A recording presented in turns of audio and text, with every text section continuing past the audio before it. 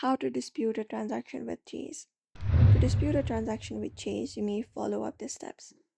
So what you may first of all do is you may just go ahead and sign in into your Chase account. You can go ahead and access the account through the Chase website or the mobile application. After that is done, you may just go ahead and locate the transaction. You may head over and find the specific transaction that you want to dispute within your account activity. You may look out for the arrow icon right beside it and click on it. After that is done, here you can initiate the dispute process. So what you need to do is you may just go and look out for option like report a problem, dispute transaction, or an arrow details icon next to a transaction to start the dispute process. After that is done, Chase will guide you through a series of questions to understand the nature of the problem. So here you may just go ahead and look out for one of the situation what describes what happened. After that, click on next. Once that is ready, you may just go ahead and confirm it, and here it will start the process.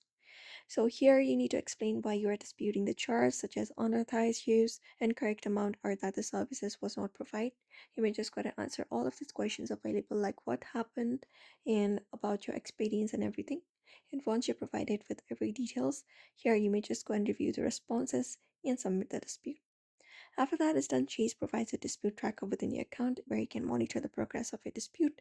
If it's quick enough, you will be finding that your dispute has been resolved, and they will even credit your account, and they will see you on your next statement.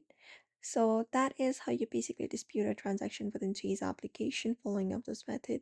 So I hope this video was helpful. Give it a thumbs up and subscribe for more tips and tutorials.